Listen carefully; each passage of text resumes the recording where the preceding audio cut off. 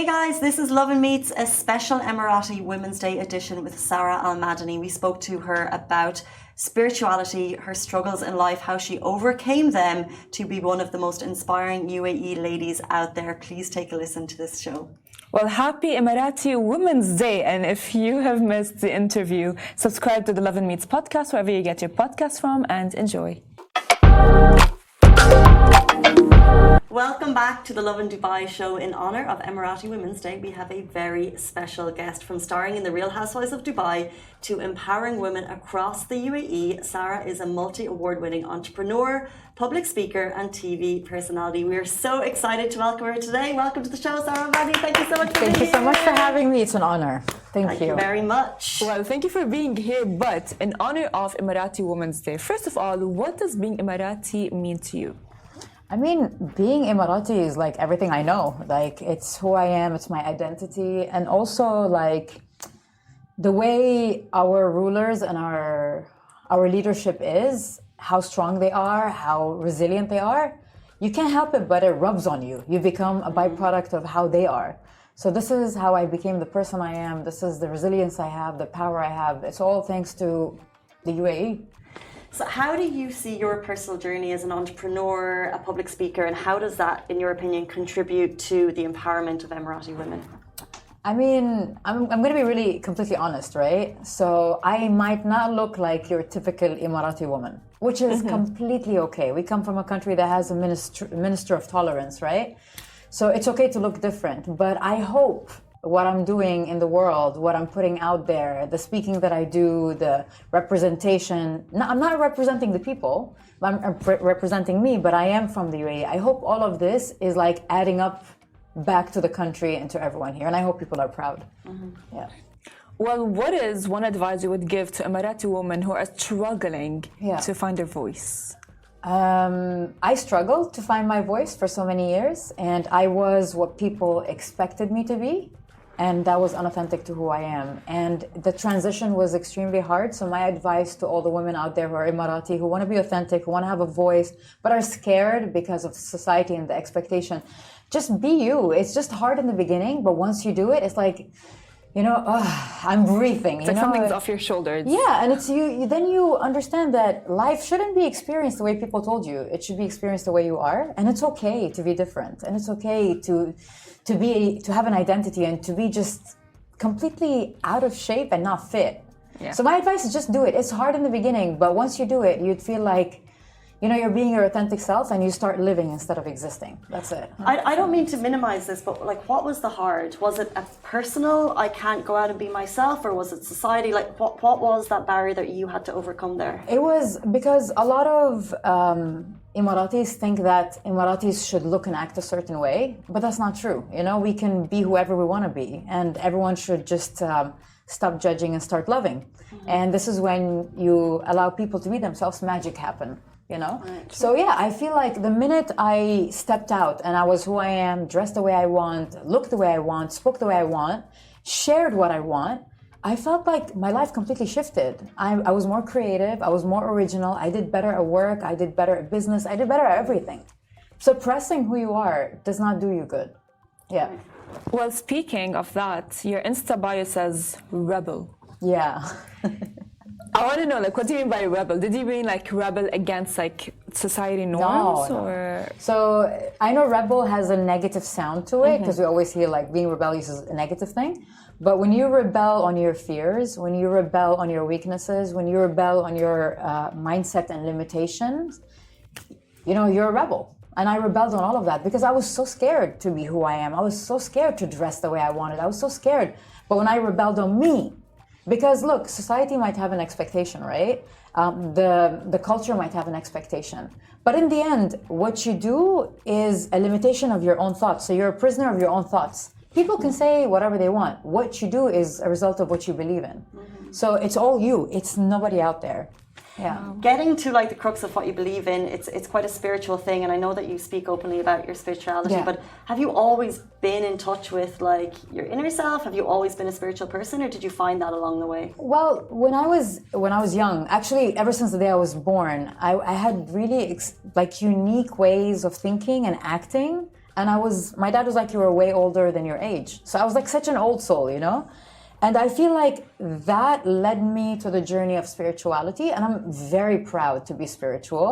And, the funny part is a lot of people online think that being spiritual is a religion. Yeah. It's not. I'm a spiritual Muslim.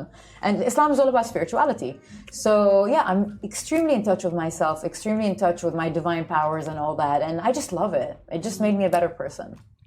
Well, in your journey through life, of course, spirituality is not it's not an easy road. No. And I think you should for sure know that. So what was like your biggest challenge that you had to overcome?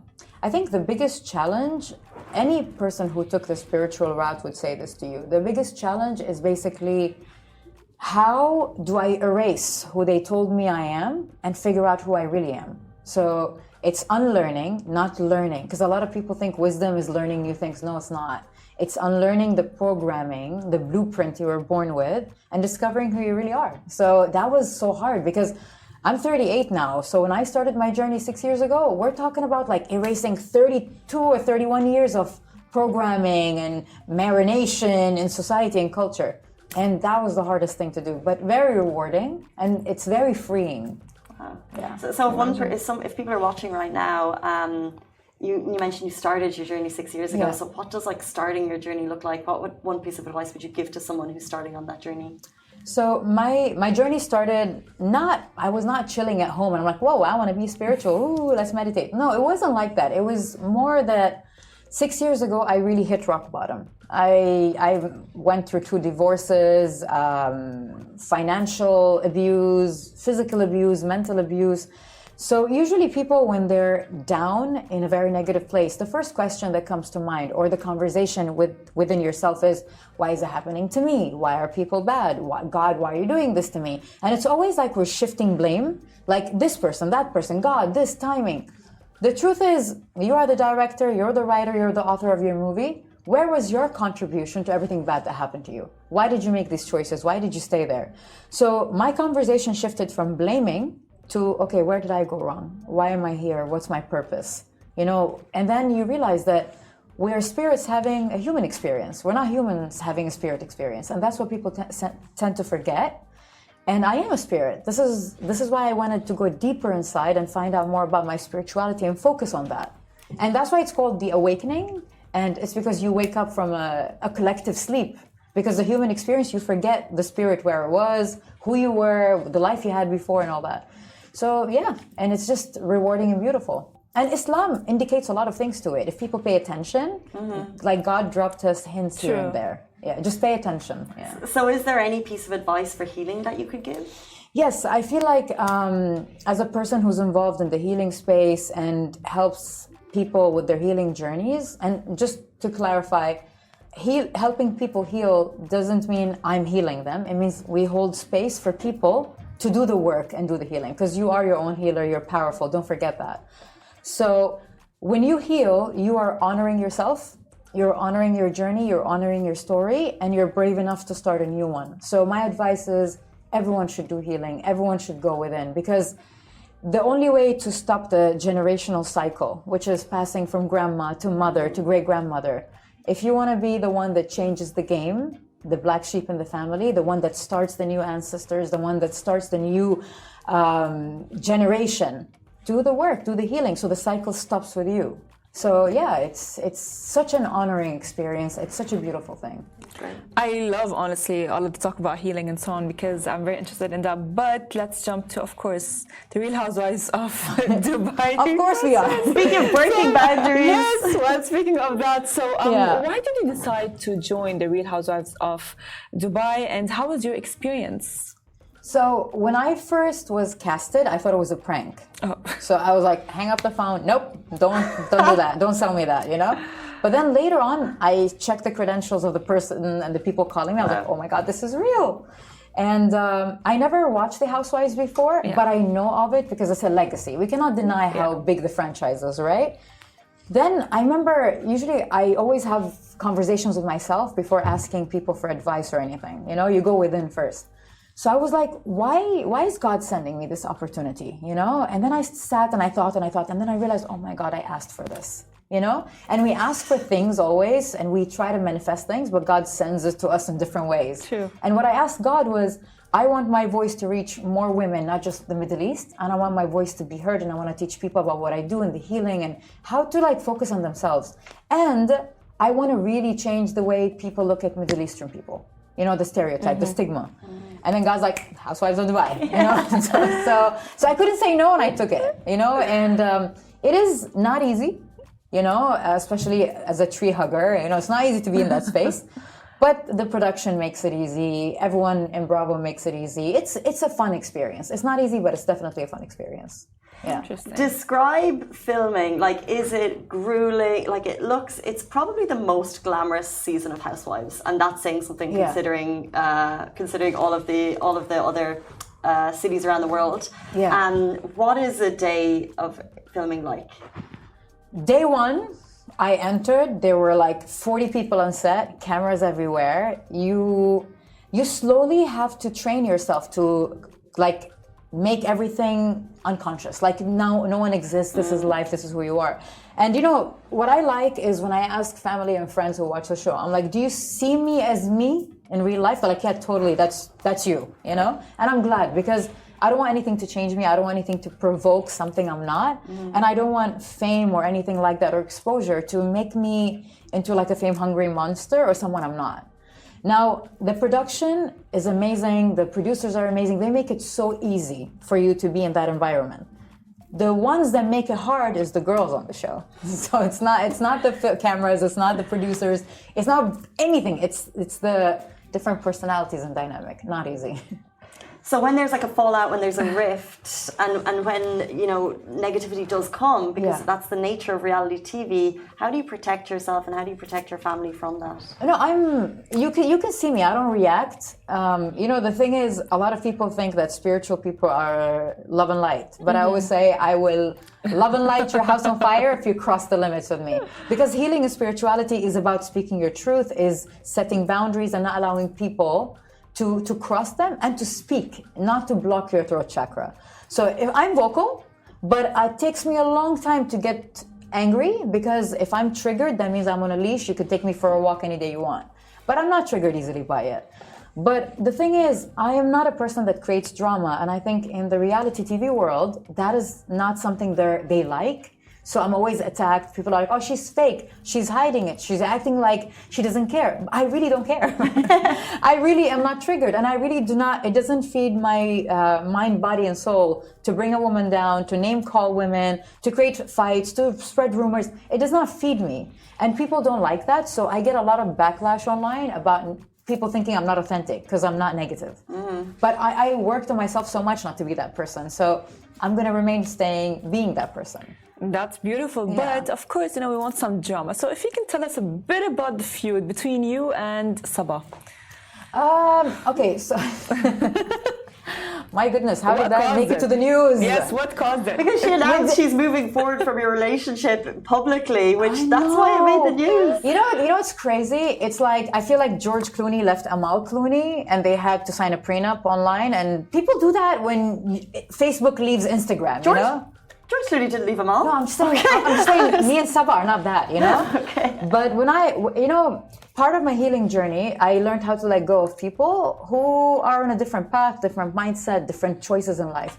And Sabah cannot deny that I was there for her in every way possible. But there came a time after my healing journey where I realized it's okay to say goodbye to some people who are not aligned with you. So 2 months ago, and I have everything on WhatsApp, you know, I told her that the friendship is over and I can't be friends with her anymore and the work is over. So I don't know where that letter came from because I was like, I'm kind of confused with this breakup letter because I'm the one that walked away, and why are you making it public? We're not Facebook or X or Twitter merging or leaving each other, number one. Number two, she was like, we're separating even with work. Our business did not launch. I'll get it if we launched it and there's a reputation and work involved and that. But I guess it's a CEO thing, right? That's what she said. And I love how in the end of the letter it says, for media inquiries, you know? So it was just funny. And the thing is, I responded in a funny way. I'm like, write me a song next time, you know, it'll be more romantic. But Can I go low? I can. Do I have things to do and say and go low with? I can. But I ate on a table with her dad. Her dad met my dad. Families met each other. So I'm just remaining, like keeping the respect and just staying respectful to everything and just ignoring this. And yeah, this to me, that's how a girl asks for attention, not a woman acts. Interesting, because she said the same in terms of the WhatsApps. She was like, if I wanted cheap attention, I could play your voice notes. Is that Yeah, the voice notes said that I don't stand for these things and we're parting ways, and I'm more than happy to play the WhatsApp. And trust me, one advice for Saba online is turn it down, because if I tell people why things went down, it wouldn't be good. Well, we have her on the show tomorrow. We'll ask her the exact same question and we'll let the public court of opinion decide. Lordy Lord. Okay. Well, moving away from the feud that's between you and Saba, there are rumors that there is season 3 of The Real Housewives of Dubai. Yeah. So my first question is there season 3? And if it's actually going to be happening, can you tell us what will be happening? I heard it wasn't happening. No, so the thing is, us as a cast, even the production, we don't know if there's a season 3. You get picked up later on and you get informed about it. So we don't know anything. Even season 2, we did not know. Last minute we found out. So is there going to be a season 3? I hope so. And I mean, this season was great. It killed it. So it'll be great to understand what happens next, because there's a lot of drama that happened. If it doesn't, it was a great journey. It was a fun experience. But we hope so.